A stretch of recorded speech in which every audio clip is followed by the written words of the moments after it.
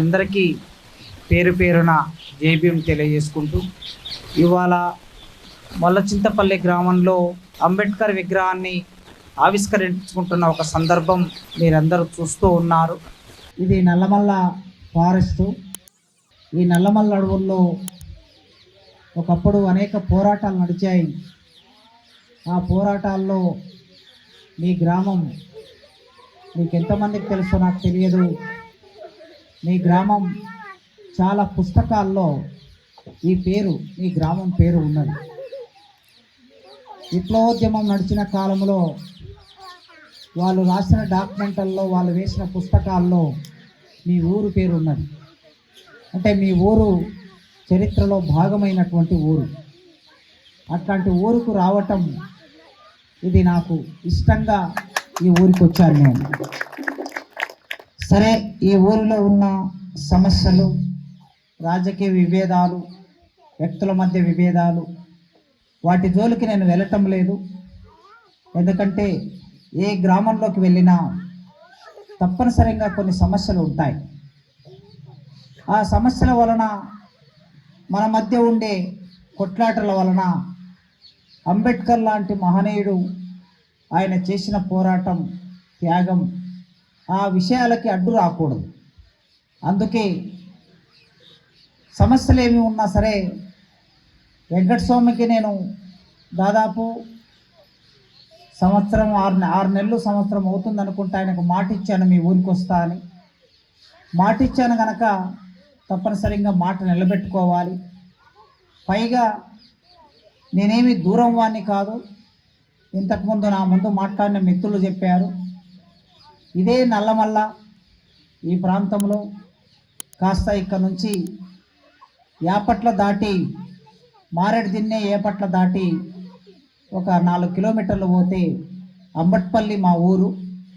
అందుకే ఈ దగ్గరగా ఉన్నటువంటి ఈ ఊరు చిన్నప్పుడు మా నాయనతో పాటు ఎద్దుల బండి మీద అటు కొల్లాపూర్ పోతూ ఉన్నప్పుడు ఈ రోడ్ల మీద ఎద్దుల బండి మీద కూర్చొని పోయేది. కొల్లాపూర్లో ఈదమ్మ జాతర కోసం అంబట్పల్లి నుంచి బండ్లు కట్టుకొని రాత్రిపూట అంతా ఆ బండ్ల మీద పోయి ఈదమ్మ జాతర చూసి వచ్చేది.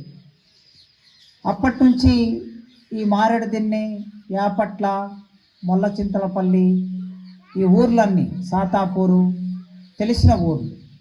ఈ తెలిసిన ఊర్లలో ఏదైనా కార్యక్రమం జరిగితే తప్పనిసరిగా వెళ్ళాలనిపిస్తుంది నాకు. మా ఊరికి వచ్చినట్లే అనిపిస్తుంది. మేము మొల్లచింతపల్లికి వచ్చానంటే మా ఊరికి అంబట్పల్లికి పోయినట్లే అనిపిస్తుంది నాకు. అందుకే ఎవరు అడిగినా సరే తప్పనిసరిగా మాట ఇచ్చి వస్తాను.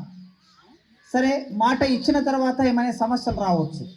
ఎవరైనా సమస్యల వలన ఆ ఊరికి ఎట్లా వెళ్తావని నన్ను అడగొచ్చు ఎవరైనా.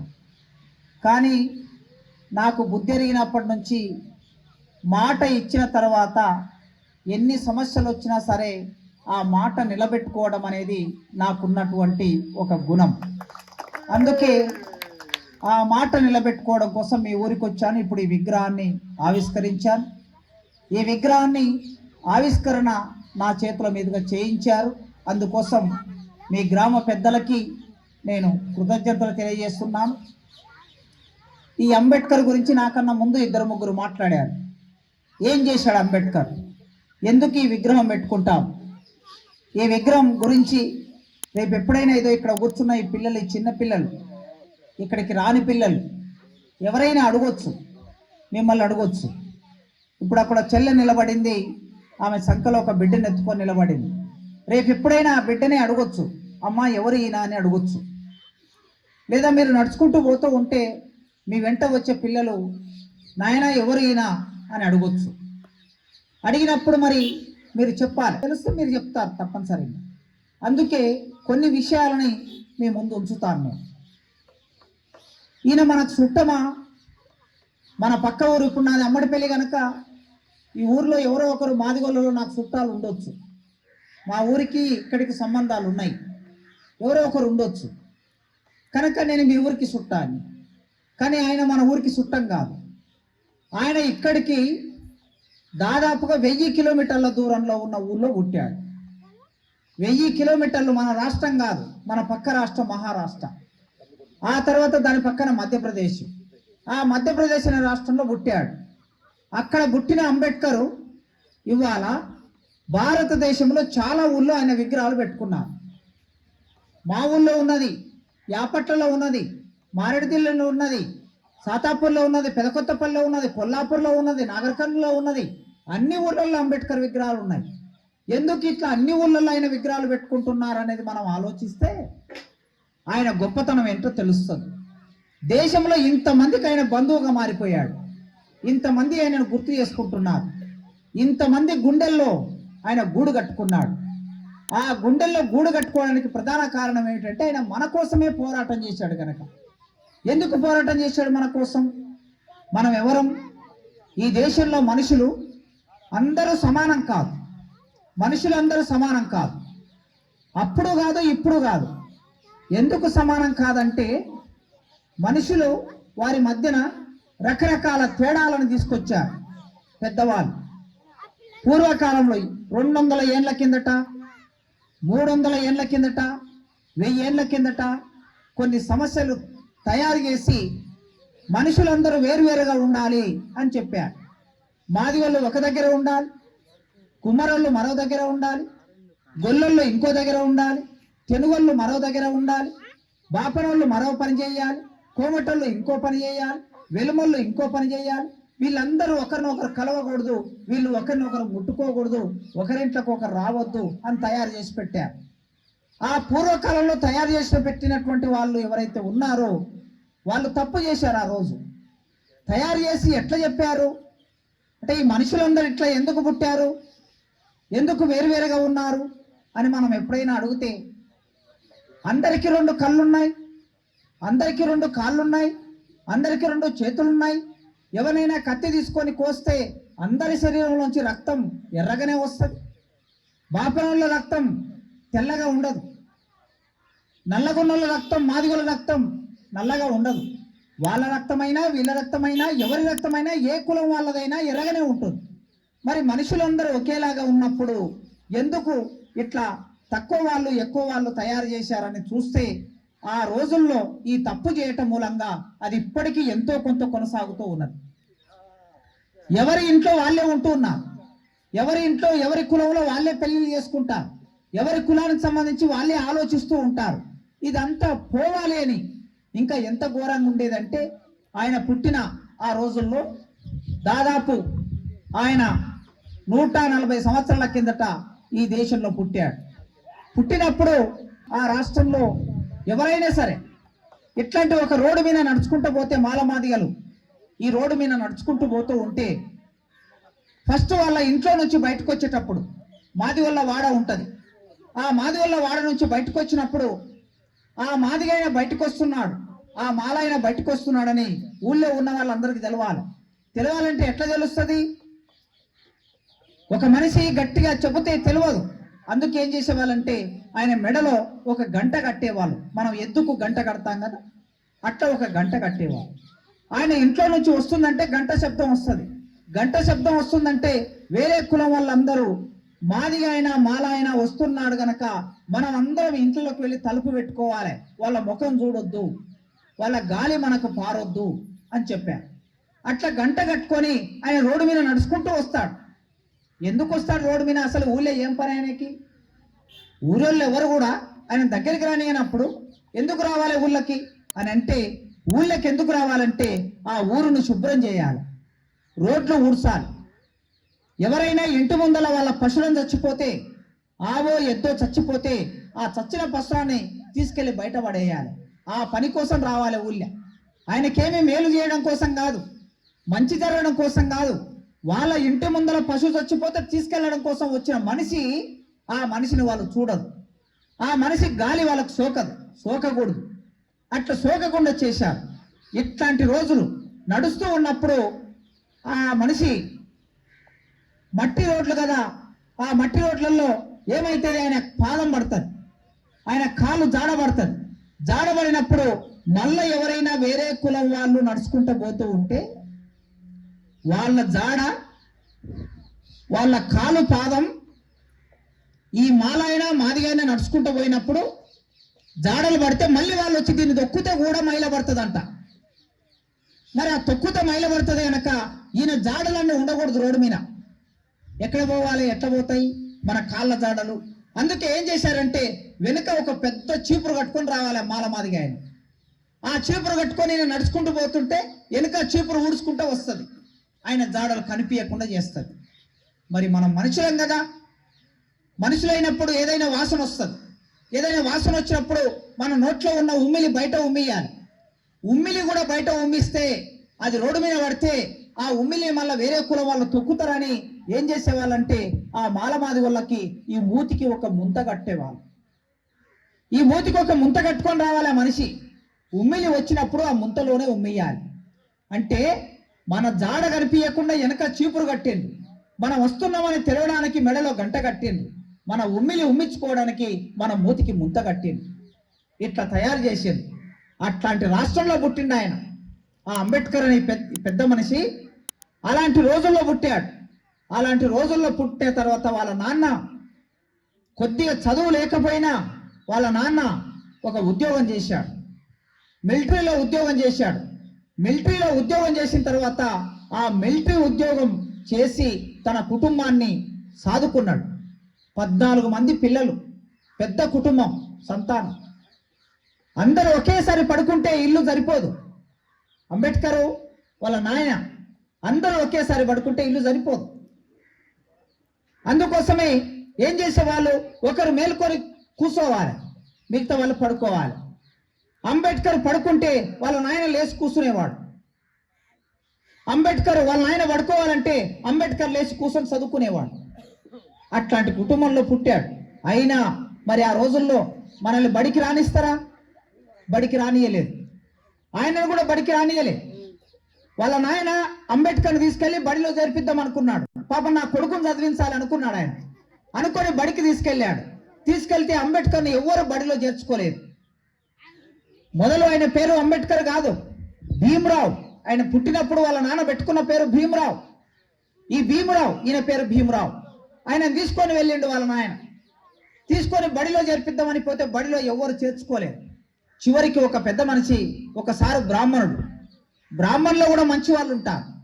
బ్రాహ్మణులందరూ చెడ్డవాళ్ళు కాదు, వెలుమోళ్ళందరూ చెడ్డవాళ్ళు కాదు, రెడ్డోళ్ళందరూ చెడ్డవాళ్ళు కాదు, మాలోళ్ళు మాదిగోళ్ళందరూ మంచి వాళ్ళు కాదు, గొల్లలందరూ మంచి వాళ్ళు కాదు. అంటే అన్ని కులాల్లో చెడ్డవాళ్ళు ఉంటారు, మంచి వాళ్ళు ఉంటారు. ఎవరు చెడ్డవాళ్ళంటే తప్పు చేసేవాళ్ళు చెడ్డవాళ్ళు. అట్లా తప్పు చేసే వాళ్ళని మనం ఎప్పుడైనా సరే మనం అంగీకరించాం. అక్కడ ఒక బ్రాహ్మణుడు సార్, స్కూల్లో సారుగా ఉండి అంబేద్కర్ను చూశాడు. ఈ పిల్లవాడిని చూస్తే చాలా మంచిగా అనిపిస్తున్నాడు, వీడేదో గొప్పవాడు అవుతాడు అనుకున్నాడు ఆయన. అనుకొని బడిలో చేర్చుకున్నాడు. కానీ వాళ్ళ నాయనకు చెప్పాడు, ఈ పిల్లవాడిని నేను బడిలో చేర్చుకుంటా, అంతవరకే నా పని, కానీ లోపల కూర్చోబెట్టలేను నేను. పిల్లలందరూ ఇట్లా బెంచీల మీద కూర్చుంటారు. ఈ పిల్లవాడిని అంటే ఈ భీమరావుని తీసుకొచ్చి లోపల వీళ్ళతో పాటు కూర్చోబెట్టలేను, ఎందుకంటే ఈ పిల్లవాడి గాలి అందరికి సోకుతుందని వాళ్ళందరూ వ్యతిరేకిస్తారు, అందుకే లోపల కూర్చోబెట్టలేనని చెప్పాడు. వాళ్ళ నాయన అప్పుడు ఏమనుకున్నాడంటే, ఎట్లయితే ఉంది నా కొడుకుకు చదువు వస్తే చాలు, చదివే రాని చోట, చదివే చెప్పని చోట చదువు వస్తే చాలు అనుకున్నాడు వాళ్ళ నాయన. అనుకొని సార్ ఎట్లయినా సరే నా కొడుకు చదువు చెప్పండి అన్నాడు. చూడండి ఎంత బాధ ఉంటుంది. చిన్న పిల్లవాడు. ఇప్పుడు ఈ పిల్లల వయసు ఉందనుకోండి, ఈ పిల్లల్ని తీసుకెళ్లి స్కూల్కి పంపిస్తే ఎవరైనా నువ్వు బయట కూర్చో, ఈ లోపల కూర్చోకు అని అంటే ఆ పిల్లలు ఎంత బాధపడతారు. 7 ఏళ్ళు 8 ఏళ్ళ వయసులో అంబేద్కర్ను బయట కూర్చోబెట్టారు. ఒక గోనెసం చేసి బయట కూర్చున్నాడు ఆయన. ఎండ వచ్చినా ఎండాలి, వాన వచ్చినా తడవాలి, చలి పెట్టినా వణుకాలి. అట్లా వణుకుంటూ లోపల సారు పాఠం చెప్తే ఆ పాఠం విన్నాడు అంబేద్కర్. ఎంత కష్టపడ్డాడు మన కోసం అనేది మీకు అర్థం కావడానికి చెప్తున్నా నేను. ఆ రాష్ట్రంలో ఇక్కడ 1000 కిలోమీటర్ల దూరంలో పుట్టిన అంబేద్కర్ను మన ఊరికి ఎందుకు తెచ్చుకున్నామంటే ఆయన చిన్నప్పుడు అంత కష్టపడ్డాడు, ఎక్కడ కూడా బాధ పెట్టుకోలేదు. ఒకరోజు ఇట్లా నడుచుకుంటూ పోతూ ఉన్నాడు. నడుచుకుంటూ ఇంటికి పోతున్నాడు. వర్షం వచ్చింది. వర్షం వస్తే పుస్తకాలు తడిసిపోతాయని బాధ. ఆయన తడిసిపోతాడని కాదు, పుస్తకాలు తడిసిపోతాయని బాధ. ఏం చేశాడంటే టక్కున ఒక గుడిసె కనిపిస్తే ఆ గుడిసె దగ్గరికి వెళ్ళాడు. వెళ్ళి సూరు కింద, గుడిసెకు సూరు ఉంటుంది కదా, ఆ సూరు కింద పుస్తకాలు పట్టుకొని ఇట్లా గుండెలకు అద్దుకొని పుస్తకాలని నిలబడ్డాడు. ఇటు అంబేద్కర్ నిలబడ్డాడు, అటు పక్కన ఆ సూరు కింద ఒక గాడిద కూడా నిలబడ్డది. ఇంట్లో ఉన్నోళ్ళు ఇల్లు తలుపు పెట్టుకొని లోపల ఉన్నారు. కొద్దిసేపు అయినాక ఒక ఆమె, ఆ ఇంటి ఆమె, వాన ఎలిసిందా లేదా అని తలుపు తీసి చూసింది. చూసి ఇటువైపు చూసింది, గాడిద ఉంది. దాన్ని ఏమనలే ఆమె. ఇటువైపు చూసింది, అంబేద్కర్ ఉన్నాడు. వెంటనే ఆమె ఆ తలుపు వెనక ఉన్న చీపు కట్ట తీసుకొని ఈ అంబేద్కర్ను కొట్టి అక్కడి నుంచి వెళ్ళగొట్టింది. గాడిదని ఏమనలేదు చూడండి, కానీ అంబేద్కర్ని వెళ్ళగొట్టింది. ఎందుకంటే నీవు అంటరానివాడివి, నీవు నా ఇంటి గడప దొక్కినావు, నా ఇల్లు ముట్టుకున్నావు అని వెళ్ళగొడితే బాధపడకుండా అంబేద్కర్ వెళ్ళిపోయాడు అక్కడి నుంచి. ఎన్ని బాధలు! బడిలో పిల్లలందరూ ఆడుకుంటారు, అంబేద్కర్ కూడా ఆడుకోవాలని, చిన్న పిల్లలు ఉన్నప్పుడు ఆడుకోవాలని ఉంటుంది. ఆడుకుందామని పోతే ఒక్కడి దగ్గరికి రాడు, అందరూ పారిపోతారు, దూరం పోతారు. అంబేద్కర్ ఆడుకునేవాడు లేడు, కలిసి చదువుకుందామంటే అవకాశం లేదు. నీళ్లు తాగుదామంటే ఆ బడిలో అక్కడ కుండలు ఉంటాయి, కుండలలో నీళ్లు తాగనిచ్చేవాళ్ళు కాదు. నల్ల ఉంటుంది, నల్ల దగ్గర నీళ్లు తాగనిచ్చేవాళ్ళు కాదు. ఆ నల్ల ఇప్పితే అందరూ నీళ్లు తాగినాక ఆ నీళ్ళన్నీ కింద పడిపోతూ ఉంటే అక్కడ దూరం వెళ్ళి తాగేవాడు అంబేద్కర్. దూరం తినడానికి తిండి లేక ఇంటికాడ ఒక్క పూట తిని బడికొస్తే మళ్ళీ సాయంత్రం పోయిన తర్వాత ఏమన్నా ఇంత అన్నం ఉంటే తినేవాడు అంతే. అప్పుడు తనకు చదువు చెప్పే ఆ పంతులయ్య ఏం చేశాడంటే అంబేద్కర్ దగ్గర తీసుకొని అంబేద్కర్ ఆయన తెచ్చుకున్న అన్నాన్ని, ఆ సార్ తెచ్చుకున్న అన్నాన్ని కొంత తీసి అంబేద్కర్కు పెట్టి ఆకలి తీర్చి చదువు చెప్పాడు. ఆయన బ్రాహ్మణ కులంలో పుట్టాడు ఆ చదువు చెప్పిన పంతులు. ఆ విధంగా అంబేద్కర్ చదువుకున్నాడు. ఇవాళ మనం అందరం సంతోషంగా చదువుకుంటున్నాం. మీరు చెప్తున్నారు 100 years, 100 సంవత్సరాలు దాటిన ఉస్మాన్ యూనివర్సిటీలో నేను ప్రొఫెసర్గా ఉన్నా. మీ బిడ్డను, మీ పక్కన ఉన్న గ్రామం బిడ్డని అక్కడ వెళ్ళి ప్రొఫెసర్గా ఉన్నాను. ఒక మాదిగ కులంలో పుట్టిన నేను ఆ యూనివర్సిటీలో ప్రొఫెసర్ని అయ్యాను. ఇవాళ నాకు ఏ ఆటంకాలు లేకపోవచ్చు, కానీ ఆయన ఎన్ని ఆటంకాలు ఎదుర్కొన్నారో చూడండి. అవన్నీ ఎదుర్కొని 10వ తరగతిలో ఆయన జిల్లాలో మంచి మార్కులతో పాస్ అయ్యాడు. 10వ తరగతిలో మంచి మార్కులతో పాస్ అయిన తర్వాత ఒక సన్మాన సభ ఏర్పాటు చేశారు ఆ ఊళ్ళో. సన్మాన సభ ఏర్పాటు చేసి అందరూ వచ్చి మాట్లాడారు. ఒక పెద్ద మనిషి కేలుస్కర్ అనే ఒక ఆయన అంబేద్కర్ను చూసి ముచ్చట పడ్డాడు. ఎందుకు ముచ్చట పడ్డాడంటే రోజు ఈయన స్కూల్ వదిలిపెట్టగానే ఆదివారం వచ్చిందంటే స్కూల్ వదిలిపెట్టిన అక్కడ ఒక పార్క్ ఉంటే పార్క్లో వెళ్ళి కూర్చొని చదువుకునేవాడట ఆ చెట్టు కింద. ఆ పార్క్లో చదువుతున్నప్పుడు ఆయన రోజు వాకింగ్కి వచ్చి పార్క్లో వచ్చి తిరుగుతూ ఉన్నప్పుడు ఈ పిల్లవాడిని చూసేవాడు. ఒకరోజు అడిగాడు, నీ పేరేమిటి అని అడిగితే నా పేరు భీమరావు అని చెప్పాడట. ఆ విధంగా 10వ తరగతిలో ఫస్ట్ మార్కులు వచ్చిన తర్వాత ఆ కేలుస్కర్ అనే ఆయన పెద్ద మనిషి వచ్చి అంబేద్కర్కి ఒక పుస్తకాన్ని ఇచ్చాడు 10వ తరగతిలో. మీరు ఎప్పుడైనా సరే మీ పిల్లలకి బహుమతి ఇవ్వాలంటే ఎక్కడైనా వెళ్ళినప్పుడు ఏదైనా ఒక పుస్తకం కొనుకొచ్చి పిల్లలకు బహుమతి ఇవ్వండి. పుస్తకం జీవితాన్ని మార్చేస్తుంది. మంచి మంచి బట్టలు కొనియొచ్చు, చాక్లెట్లు కొనియొచ్చు, వాళ్ళు ఏమడితే అది చేయొచ్చు, అవన్నీ కూడా వాళ్ళ జీవితాన్ని మార్చలేవు. పుస్తకాలే జీవితాన్ని మారుస్తాయి. మీరు తప్పనిసరిగా ఏదైనా పట్టణం హైదరాబాద్ పోతే, మైబ్రాబాద్ పోతే, నార్కనూలు పోతే బస్ స్టాండ్లో కూడా పుస్తకాలు ఉంటాయి. మీరు బస్ ఎక్కేటప్పుడు ఏదైనా ఒక పుస్తకం కొనకరండి. మీకు చదువు రాకపోయినా సరే మీరు పుస్తకాన్ని కొనుక్కొచ్చి ఇంటిలో మీ పిల్లలకి 2వ తరగతి, 5వ తరగతి, 6వ తరగతి చదివే పిల్లలకి మీరు ఆ పుస్తకాన్ని ఇస్తే వాడు ఎప్పుడైనా ఆ పుస్తకం చదువుకుంటే తెలివి వస్తుంది, నాలెడ్జ్ వస్తుంది. అంబేద్కర్కి ఆ పెద్ద ఆయన వచ్చి పుస్తకం ఇస్తే అది బుద్ధుని జీవిత చరిత్ర, ఆ పుస్తకం పేరు. ఆ పుస్తకాన్ని చదివి అంబేద్కర్కి అప్పుడు అర్థమైంది.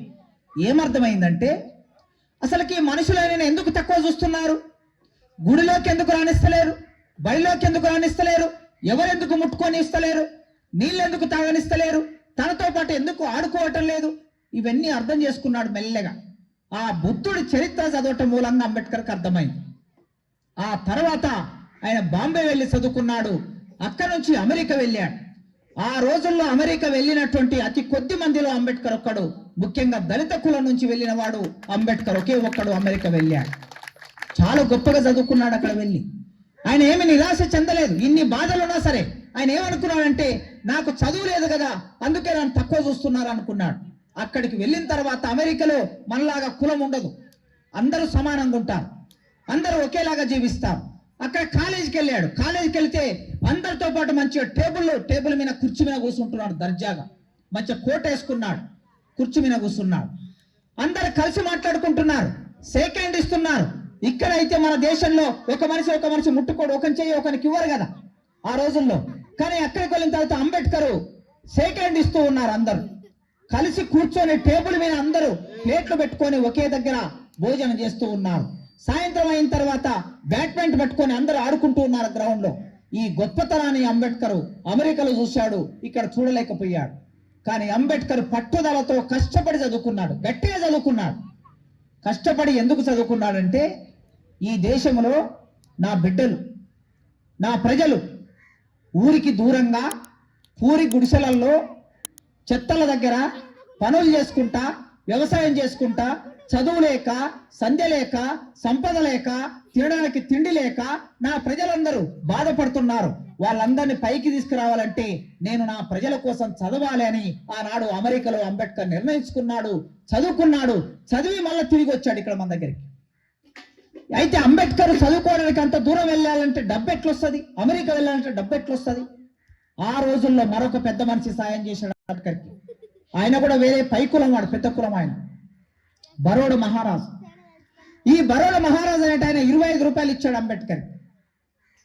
25 రూపాయలు ఇస్తే ఆ 25 రూపాయలను తీసుకొని అంబేద్కర్ అమెరికా వెళ్ళాడు. తర్వాత ఆయన చదువుకొని తిరిగి మళ్ళీ ఇండియాకి వచ్చాడు, మన దేశానికి వచ్చాడు. ఇక్కడికి వచ్చి ఆ బరోడా మహారాజు ఆస్థానంలో ఉద్యోగంలో చేరాడు.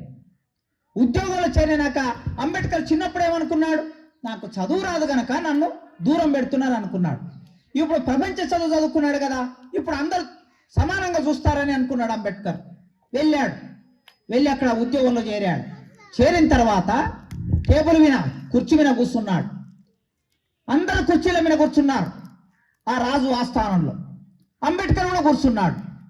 అటెండర్ ఉంటాడు కదా చెప్రాసి, ఆ చెప్రాసి పేపర్లు పట్టుకొని వచ్చాడు, ఫైల్ పట్టుకొని వచ్చాడు. ఫైల్ పట్టుకొని వచ్చి ఆయనకి చేతికిచ్చాడు, ఈయనకి చేతికిచ్చాడు, ఆయనకి చేతికిచ్చాడు, ఆమెకు చేతికిచ్చాడు, అందరికి చేతికిచ్చాడు. అంబేద్కర్ దగ్గరికి వచ్చినాక చేతికి ఇవ్వకుండా ఆ ఫైల్ను ఇట్లా పడేసిపోయాడు, టేబుల్ మీద పడేసిపోతే అప్పుడు అంబేద్కర్ అడిగాడని, ఏమయ్యా వాళ్ళందరికీ చేతికి ఇచ్చినావు కదా, నాకు చేతికి ఇవ్వచ్చు కదా అంటే అప్పుడు ఆ చెప్రాసి ఏమన్నాడో తెలుసా? అంబేద్కర్, నీవు ఇక్కడ ఎంత పెద్ద ఉద్యోగి అయినా సరే నీవు అంటరాని వాడు, నీవు మానవాళిక కులంలో పుట్టావు. నేను ఈ ఫైలు నీ చేతికిస్తే నీవు అటువైపు పట్టుకుంటావు, నేను ఇటువైపు పట్టుకుంటా. నీవు అటువైపు పట్టుకున్నప్పుడు నీ మైల ఆ పేపర్ నుంచి నాకు అంటుతుంది, అందుకే నేను నీ చేతికి పేపర్ ఇవ్వను అని అన్నాడు. ఇంత అన్యాయం అమెరికాలో చదువుకొని వచ్చిన అంబేద్కర్కు ఇక్కడ జరిగిన అన్యాయం చూడండి, ఎంత అన్యాయం జరిగింది. అప్పుడు అంబేద్కర్ అనుకున్నాడు, ఇన్నాళ్ళు నాకు చదువు లేదు గనక నన్ను తక్కువ చూస్తున్నారు అనుకున్నా, ఇప్పుడు ఇంత పెద్ద చదువు చదువుకున్నా నన్ను తక్కువనే చూస్తున్నారు, ఇక నేను ఉద్యోగం చేయొద్దు. నన్నే ఇట్లా చూస్తే మరి నా ప్రజల్ని, నా మాలమాదిగ ప్రజల్ని ఎట్లా చూస్తున్నారు, నా కుమ్మరి కమ్మరి యాదవ గౌండ్ల ముదిరాజు ప్రజలు ఎట్లా చూస్తున్నారు ఈ దేశంలో? కనుక ఈ దేశంలో అనగారిన ప్రజల కోసం నేను ఆలోచించాలి, పోరాటం చేయాలా, ఇక నేను ఉద్యోగం చేయొద్దని ఒక పేపర్ తీసుకున్నాడు, రాజీనామా పేపర్ తీసుకొని ఉద్యోగానికి రాజీనామా చేసి ఆ పేపర్ అక్కడ పెట్టేసి బయటకు వచ్చాడు. వస్తూ ఉన్నప్పుడు అక్కడ 2 కుండలు ఉన్నాయి, కుండల్లో నీళ్లు ఉన్నాయి. నీళ్లు తాగడానికి వెళ్ళాడు. నీళ్లు తాగడానికి వెళ్తే అక్కడ ఉన్న పెద్ద మనుషులందరూ, ఆయనతో పాటు ఉద్యోగం చేసే పెద్ద మనుషులందరూ లేచి పరిగెత్తుకుంటూ వచ్చి, అయ్యో అంబేద్కర్, నీవు ఆ కుండ ముట్టుకోవద్దు, నీవు నీళ్లు తాగాలనుకుంటే నీ నీళ్ళని నీవు ఎక్కడి నుంచి తెచ్చుకోవాలి, మీ ఇంటి నుంచి తెచ్చుకోవాలి, నీవు ఒకసారి ఆ కుండను ముట్టుకుంటే మళ్ళీ మేము నీళ్లు తాగలేము అని అన్నారట. ఇది పరిస్థితి. ఈ పరిస్థితిని చూసిన అంబేద్కర్ ఇక ఉద్యోగం చేయలేక అక్కడి నుంచి వచ్చేశాడు. వచ్చిన తర్వాత ఆయన పోరాటాన్ని మొదలుపెట్టాడు మన కోసం. ఎంత పోరాటం చేశాడు? బ్రిటిష్ వాళ్ళతో కొట్లాడాలి, తెల్లదొరలతో కొట్లాడాలి, మన దేశంలో ఉన్నటువంటి వాళ్ళతో కూడా కొట్లాడాలి. గాంధీతో కొట్లాడాడు, నెహ్రూతో కొట్లాడాడు, సర్దార్ పటేల్తో కొట్లాడాడు, మన నాయకులందరితో అంబేద్కర్ కొట్లాడాడు. ఏమని కొట్లాడాడంటే, ఈ దేశానికి స్వాతంత్రం వస్తుంది, ఆ స్వాతంత్రం ఎవరికి వస్తుంది? పెద్ద కులాల వాళ్ళకి స్వాతంత్రం వస్తుంది, మరి మాకెట్లా రావాలి? మాకు స్వాతంత్రం వచ్చినప్పుడే నిజమైన స్వాతంత్రం, మాకు స్వాతంత్రం వచ్చే వరకు నేను పోరాటం చేస్తూనే ఉంటానని అంబేద్కర్. మరి మాకు స్వాతంత్రం అంటే ఏమిటి? మేము బడిలోకి వచ్చి చదువుకోవాలి, మా పిల్లలు బడిలోకి వచ్చి చదువుకోవాలి, అదే మాకు స్వాతంత్రం. మా పిల్లలు, మా స్త్రీలు, మా పురుషులు గుడిలోకి వెళ్ళాలి, దేవుని దగ్గరికి, అదే మా స్వాతంత్రం. మాకు భూమి కావాలి దున్నుకోవడానికి, భూమి లేదు ఈ దేశంలో. ఈ దేశంలో భూమి మీద పని చేయాలి, మానమార్గలు ఏం చేయాలి?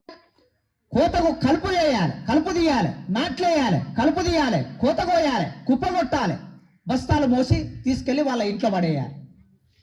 అంటరాంతరం అంటారు కదా. మరి మా తల్లులు నాట్లేసేటప్పుడు మా తల్లుల మునివేళ్లతోనే నాట్లేశారు, మా తల్లుల చేతులతోనే నాట్లేశారు.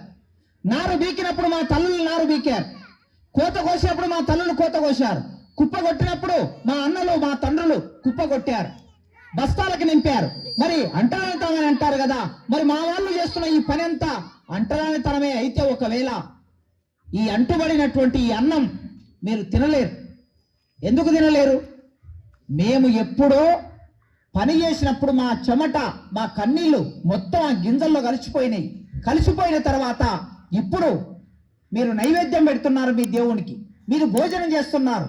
కనుక అంటూ అనేది ఈ దేశంలో మనుషులను బట్టి అంటూ రాదు ఏదైనా. కనుక ఈ తక్కువ ఎక్కువలు చూడటం తప్పు అని అంబేద్కర్ ఆ రోజే చెప్పాడు. చెప్పి దీనికోసం పోరాటాన్ని మొదలుపెట్టాడు.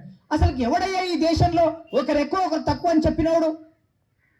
ఆ ఆలోచన చేశాడు. ఎవరు చెప్పారు? ఎవరైనా సరే మనుషులు మనిషికే పుడతారు.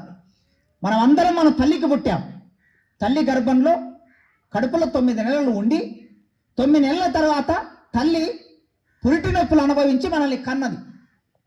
ప్రపంచంలో ఏ జీవి అయినా అంతే. మీరు ఏదైనా చూడండి, కోడి గుడ్డు పెడుతుంది, గుడ్డులోంచి పిల్ల వస్తుంది. ఆవు కూడా కడుపులో తన బిడ్డను పెట్టుకొని ఆ ఆవు కడుపులో నుంచి బిడ్డను బయటికి ఇస్తుంది. ఈ ప్రపంచంలో ఏ జంతువు అయినా సరే, ఏ పక్షి అయినా తన కడుపులో నుంచి మరో బిడ్డను బయటికి తీస్తుంది. కానీ భారతదేశంలో ఏం చెప్పారో తెలుసా? మనుషులు ఎట్లా పుడతారంటే, బ్రహ్మ అనే ఒక దేవుడు ఉన్నాడు, మీ అందరికీ తెలుసు. బ్రహ్మ, ఈ బ్రహ్మ అనే దేవుడు తల నుంచి ఒకరు పుట్టారట. బ్రహ్మ తల నుంచి ఒకరు పుట్టారట. వీళ్ళని ఏమన్నారు? బాపనోళ్ళు అయ్యారట. బ్రహ్మ చేతుల నుంచి ఒకరు పుట్టారట. ఈ చేతుల నుంచి పుట్టిన వాళ్ళు ఎవరయ్యారు? రాజులు అయ్యారు. బ్రహ్మ తొడల నుంచి ఒకరు పుట్టారట, కడుపులో నుంచి. ఈ కడుపులో నుంచి తొడల నుంచి పుట్టిన వాళ్ళు ఎవరయ్యారు? వీళ్ళు కోమటోళ్ళు అయ్యారట. బ్రహ్మ కాలు నుంచి అంటే పాదాల నుంచి ఒకరు పుట్టారట. ఈ పాదాల నుంచి పుట్టిన వాళ్ళు ఎవరయ్యారంటే శూద్రులు అయ్యారు. ఈ శూద్రులు అంటే ఎవరు?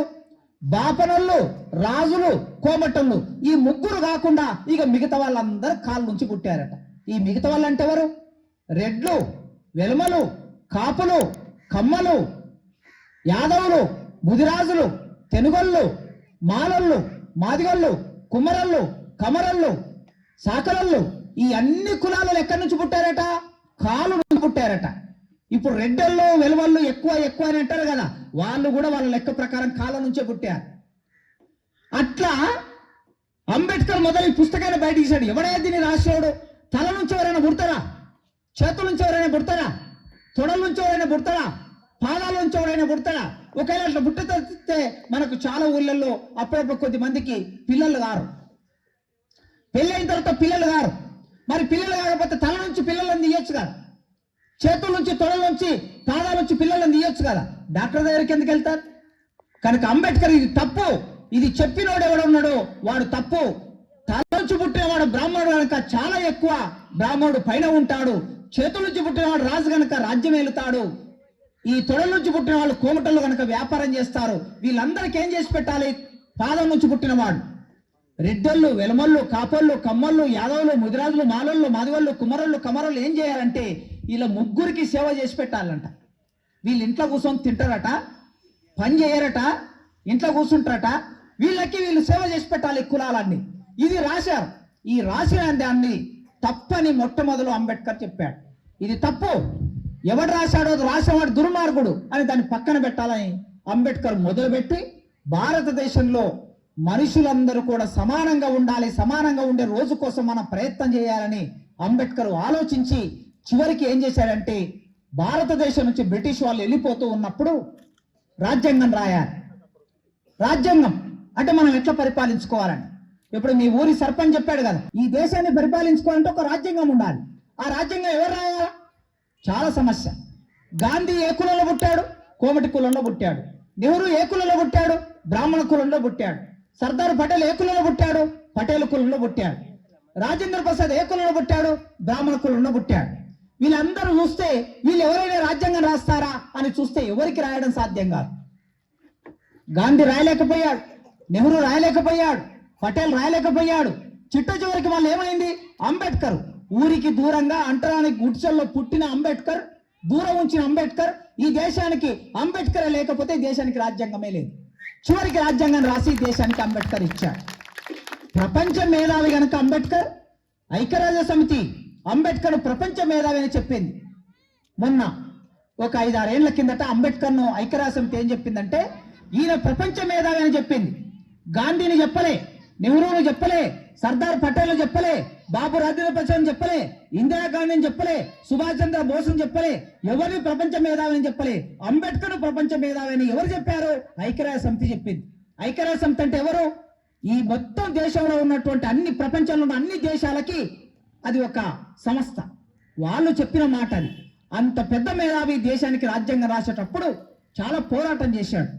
ముఖ్యంగా ఆయన చేసిన పోరాటం తప్పనిసరిగా చెప్పాలి మీకు. మీ అందరికి ఇప్పుడు నేను ఇక్కడ ఉన్నా, మాట్లాడుతున్నా. నేను మాట్లాడడానికి ఒక 30-35 ఏళ్ళు నేను చదువుకొని ఇంత దూరం వచ్చాను కనుక ఇవాళ మాట్లాడుతున్నా. నేను చదువుకోవాలంటే, నేను బడిలోకి పోవాలంటే అంబేద్కర్ రాజ్యాంగం రాసి ఒక హక్కు కల్పించాడు. ఎవరైనా సరే ఈ దేశంలో కులం పేరు మీద బడిలోకి రాకుండా అడ్డుకోకూడదు. ఎవరైనా సరే సమానంగా కూర్చొని చదువుకోవాలి. ఎవరైనా సరే బడిలోకి వెళ్ళాలి, గుడిలోకి వెళ్ళాలి, ఎక్కడికైనా వెళ్ళి చదువుకోవచ్చు. ఈ దేశంలో ఎక్కడైనా తిరగొచ్చు మనుషులు. ఈ దేశంలో ఇంకా ఒక పెద్ద సమస్య ఏమిటంటే ఆనాడు కూడా ఉన్నది, ఈనాడు కూడా కొన్ని సందర్భాల్లో ఉంటది. ఏమిటి ఆ సమస్య అంటే బావులు ఉంటాయి, చెరువులు ఉంటాయి, నీళ్లు కొద్ది మంది మాత్రమే తాగుతారు.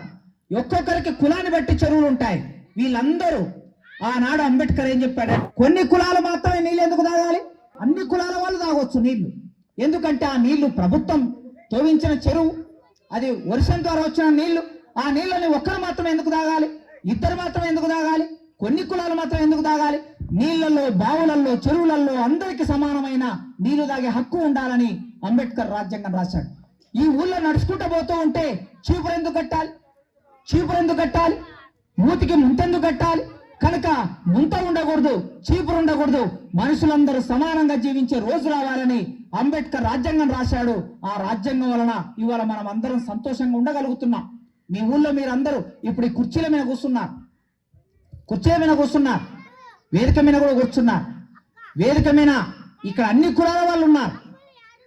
వేదిక ముందు అన్ని కులాల వాళ్ళు ఉండొచ్చు, కానీ ఆ రోజుల్లో కుర్చీ మీద కూర్చునే హక్కు లేదు అందరికి. అందరు కింద కూర్చోవాలి. చెప్పులుంటే మన కొల్లాపూర్ రాజవారు ఉండేవాళ్ళు. కొల్లాపూర్ రాజవారు మీకు తెలుసు, మనకి ఎమ్మెల్యే, చాలా రోజులు ఎమ్మెల్యేగా పనిచేశాడు.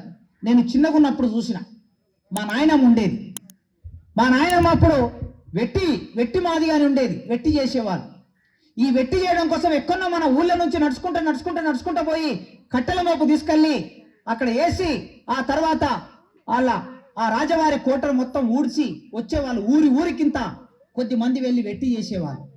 ఎవరైనా పెద్దవాళ్ళు, దొరలు మన ఊళ్ళోకి వస్తే ఆ పెద్దవాళ్ళు అట్లా నడుచుకుంటూ పోతూ ఉంటే మన నాయనమ్మలు, అమ్మమ్మలు ఆ రోజుల్లో చెప్పులు చేతిలో, కాలుకుండే చెప్పులు చేతిలో పట్టుకొని దూరం పోయి ఎక్కడో సాటుకు నిలబడేవాళ్ళు. నేను చూసిన, నా కళ్ళతో చూసిన. ఇప్పుడు నాకు 48 సంవత్సరాలు. 48 సంవత్సరాలు అంటే ఒక 45 సంవత్సరాల కిందట నేను చూసిన విషయం చెప్తున్నా. అంబేద్కర్ ఏమన్నాడు, ఎవరైనా సరే కాళ్ళకు చెప్పులు వేసుకోవచ్చు, ఎవరైనా సంతోషంగా ఉండవచ్చు, ఎవరైనా మంచు బట్టలు వేసుకోవచ్చు, ఎవరైనా బంగారం వేసుకోవచ్చు, అందరికి సమానంగా ఉండే ఒక రోజును అంబేద్కర్ తీసుకొచ్చాడు. రాజ్యాంగం రాశాడు. ఆ రాజ్యాంగంలో ఈ విషయాలన్నిటిని రాసి పెట్టాడు గనక ఇవాళ మనం సమానంగా ఉండగలుగుతున్నాం. అంబేద్కర్ లేకపోతే మీరు కుర్చీల మీద కూర్చోలేరు. అంబేద్కర్ లేకపోతే ఇవాళ నేను మీ ముందు మాట్లాడలేను. ఈ దేశానికి అందరి కోసం ఇప్పుడైనా ఇక్కడ కూర్చున్నాడు సర్పంచ్ గారు. ఆయన మాల కాదు, మాదిగ కాదు, ఆయన బీసీ కులంలో పుట్టాడు. మరి బీసీ కులంలో పుట్టిన ఆయన సర్పంచ్ అయ్యాడు. ఎట్లా అయ్యాడంటే రాజ్యాంగం ఇచ్చింది కనుక అయ్యాడు. ఇప్పుడు ఆ తల్లి, ఆ చెల్లెమ్మ అక్కడ కూర్చున్నది, ఆమె వార్డు మెంబర్ అయ్యింది. ఎన్నడైనా వార్డు మెంబర్ మీరు చూడండి, పాతకాలంలో మీరు ఎప్పుడైనా మనలో వార్డు మెంబర్ సర్పంచ్ కావడం చూసారా? లేదు. దొర ఉంటే దొరనే ఊరికి, అట్లా ఉండేది. అంబేద్కర్ రాజ్యాంగం రాసి ముందుకు వచ్చిన తర్వాత ఎవరైనా సరే వార్డు మెంబర్ కావచ్చు, సర్పంచ్ కావచ్చు, కులంతో సంబంధం లేకుండా అని రాజ్యాంగం ఇచ్చాడు కనుక ఇవాళ సర్పంచులు అయ్యారు, వార్డు మెంబర్లు అయ్యారు, కుర్చీల మీద కూర్చోగలుగుతున్నారు. అదేవిధంగా స్త్రీలు, ఆడవాళ్ళంటే చాలా తక్కువ ఈ సమాజం. మన దేశంలో ఆడవాళ్ళని చాలా తక్కువ చూస్తారు, ఇప్పటికీ చూస్తున్నారు. కడుపులో ఆడబిడ్డ ఉందంటే ఒకసారి ఆడబిడ్డ పుట్టి మొదటి సంతానం, రెండో సంతానం కూడా ఆడబిడ్డ పుడితే అప్పుడు మనం తక్కువ చూస్తాం. అయ్యో మళ్ళీ ఆడదే పుట్టింది అని అంటారు. ఎందుకు అనాలి అట్లా? మగవాడు ఎక్కువ ఆడది తక్కువ అనే భావన ఎందుకుంది? ఒకవేళ అట్లుంటే అసలు ఆడవాళ్ళు లేకపోతే మగవాడు ఎట్లా పుడతాడు? ఇది ప్రశ్న. అందుకే అంబేద్కర్ ఆ రోజే ఆలోచించాడు, ఆడవాళ్ళని ఈ దేశంలో తక్కువ చూడకూడదు. ఒక ఆడబిడ్డ ఒక మగబిడ్డ కుటుంబంలో ఉంటే ఇద్దరికి సమానమైన వాటా ఉండాలి. ఆ కుటుంబంలో ఉండే ఆస్తి పట్ల తండ్రి నుంచి వారసత్వంగా వచ్చే ఆస్తి ఇద్దరికి సమానంగా ఉండాలి. ఆ ఇద్దరికి సమానంగా ఉండే ఒక హక్కును అంబేద్కర్ రాజ్యాంగంలో కల్పించాడు. ఆడవాళ్ళు కూడా చదువుకోవచ్చు. చదువు వలన ఏమొస్తుంది? ప్రపంచం తెలుస్తుంది, చైతన్యం వస్తుంది, ఉద్యోగం వస్తుంది, సంతోషంగా ఉండగలుగుతాం. అందుకే మీరందరూ ఆలోచించి అంబేద్కర్ విగ్రహాన్ని ఇక్కడ పెట్టుకున్నారంటే ఎందుకు ఇక్కడ పెట్టుకున్నామో మీ పిల్లలకి చెప్పండి, చదువు చెప్పండి, చదివించండి, మంచిగా గౌరవంగా ఉండేటట్లు చూడండి. దయచేసి మద్యం తాగకండి. మన డబ్బులన్నీ ఎక్కడ పోతున్నాయి? ఇప్పుడు ఇంతకుముందు ఎవరో చెప్పారు, ఏదైనా పండగ చేస్తే, ఇప్పుడు ఈయన చెప్పాడు ఈ అన్న, పండగ చేస్తే ఇంటింటికి డబ్బులు పెట్టి రకరకాల పండుగలు చేస్తూ ఉంటారు. ఈ పండుగలు చేసినప్పుడు, ఫంక్షన్లు చేసినప్పుడు వందల రూపాయలు, వేల రూపాయలు ఖర్చు పెట్టి తాగుతాం, బీరు తాగుతాం, సార తాగుతాం. తాగితే ఏమవుతుంది? ఏమొస్తుంది? తాగితే క్యాన్సర్ వచ్చి మంచం మీద పడితే, కాల్చం చెడిపోయి మంచం మీద పడితే మీ భార్య మీకు సేవ చేసి పెట్టాలి. మీ పిల్లలు, అయ్యో మా నాయన, మీరు ఆరోగ్యంగా ఉండి పని చేస్తే మీ పిల్లలు మంచి చదువుకుంటారు. మీరు అనారోగ్యమై మీరు మంచం మీద పడితే, అయ్యో మా నాయన మంచం మీద పడ్డాడని ఆ పిల్లలు కూడా ఏడుస్తారు. వాళ్ళ జీవితం పోతుంది, వాళ్ళ చదువు పోతుంది. కనుక దయచేసి ఇవాళ అంబేద్కర్ విగ్రహాన్ని మీ ఊళ్ళో పెట్టుకున్నప్పుడు మీరు ఏం ఆలోచించాలంటే, తప్పుడు ఈ మద్యపానం అనేది మన జీవితాన్ని నాశనం చేసేస్తుంది. కనుక మీరు సార తాగకండి, బీరు తాగకండి, ఎలాంటి మద్యం సేవించకండి. మీరు మద్యం సేవిస్తే మీకే ఇబ్బంది అవుతుంది. నేను వస్తూ ఉన్నప్పుడు యాపట్ల నుంచి ఇటువైపు మళ్ళేటప్పుడు ఒక పిల్లవాడు 20 ఏళ్ళు 22 ఏళ్ళు ఉన్నాయి వానికి, వాడు బండి మీద ఉన్నాడు. ఆ బండి మీద ఉన్నాడు కనిపిస్తే మేము అడ్రస్ అడుగుదామని కాసేపు కారు ఆపినాం. కారు ఆపితే వాడు బండి మీద కూర్చొని ఆ బండిని నడపలేక సోలి ఇట్లా సోలుతున్నాడు. వాని శరీరం మీద వానికే సోయి లేదు. వాడు అట్లా నడుపుకుంటూ వచ్చి ఏమైనా కింద పడి గుద్దుకొని చచ్చిపోతే ఎవరికండి బాధ? ఎవరికి బాధ? పాపం పోలీసులు వస్తారు, చూస్తారు, వాని శవాన్ని తీసుకెళ్ళి కుటుంబానికి ఇస్తారు, ఏదో కేసు పెడతారు, సరిపోతుంది. కానీ కుటుంబం అంతా నాశనం అవుతుంది. వాని శరీరం మీద వానికి సోయి లేకుండా అంత తాగి బండి నడపవలసిన అవసరం ఏమున్నది? ఇట్లా ఎంతో మంది, నేను మీటింగ్లో పోయినప్పుడు చాలా మంది ఎస్ఐలు సిఐలు చెప్తూ ఉంటారు, మా స్టూడెంట్స్ ఉంటారు చాలా మంది, లేదా తెలిసిన వాళ్ళు ఉంటారు, వాళ్ళు చెప్తారు, సార్ తాగి యాక్సిడెంట్ చేసుకుంటున్నారు, తాగి కొట్టాడుకుంటున్నారు, తాగి ఒకరినొకరు చంపుకుంటున్నారు, ఈ తాగకుండా ఉండాలని చెప్పండి సార్ మీరు జనాలకి అని చెప్తూ ఉంటారు. అందుకే నేను ఎక్కడ మీటింగ్లకు వెళ్ళిన ఈ మాట చెప్తా. రోజు 100 రూపాయలు తాగితే ఎంత ఖర్చు అవుతుంది ఆలోచించండి. 30 రోజులకి 3000 రూపాయలు అయితే, 30 రోజులకి 3000 అయితే సంవత్సరానికి ఎంత అవుతాయి ఆలోచించండి మీరు. అట్లా ఒక్క సంవత్సరం నెలకి అట్లా 3000 12 ముళ్ళ 35,000 మీరు కూడబెట్టొచ్చు. 35,000 మీరు తాగకుండా కూడబెడితే ఆ 35,000 తీసుకెళ్తే పావుతులం బంగారం వస్తుంది కొనుక్కుంటే. ఆ పావుతులం బంగారం అక్కడ పెట్టుకుంటే నీ బిడ్డ పెళ్లి చేసినాడు నీకు పనికొస్తుంది. లేదంటే సంవత్సరం అంతా నీవు తాగాలనుకున్నప్పుడు నీకు 1,00,000 రూపాయలు ఖర్చు అయితే ఆ 1,00,000 రూపాయలని ఒక దగ్గర పెట్టి వెళ్ళి ఎక్కడ ఇంత భూమి కొనుక్కుంటే ఆ భూమి ఇవాళ 1,00,000 రూపాయలకు వచ్చిన 1/2 ఎకరం భూమి అది 5 ఏళ్ళు తిరిగేసరికి అది 5 లక్షలు అవుతుంది. డబ్బు వృధా చేసుకుంటే జీవితంలో మనం బాగుపడలేము. అందుకే అంబేద్కర్ ఒక గొప్పవాడు. ఆయనకు తాగే అలవాటు లేదు, ఆయనకు చెడు మాట్లాడే అలవాటు లేదు, ఆయన గొప్పగా చదువుకున్నాడు. ఆయన విగ్రహాన్ని మీరు పెట్టుకున్నారు కనుక మీరు దాన్ని ఆదర్శంగా తీసుకొని మీ జీవితాన్ని బాగు చేసుకోండి, మీ పిల్లల జీవితాన్ని బాగు చేసుకోండి. ఈ ప్రపంచం గొప్పగా ఉండాలి, దేశం గొప్పగా ఉండాలి, మీ ఊరు గొప్పగా ఉండాలి, ప్రజలందరూ గొప్పగా ఉండాలి. అట్లా గొప్పగా ఉండే రోజు కోసం మనం అందరం ప్రయత్నం చేద్దాం. నన్ను ఇంత దూరం వెలిసి ఈ మారుమూల గ్రామంలో మీతో మాట్లాడే ఒక అవకాశాన్ని కల్పించినందుకు మీకు పేరు పేరున జై భీములు వందనాలు తెలియజేస్తూ ముగిస్తున్నాను.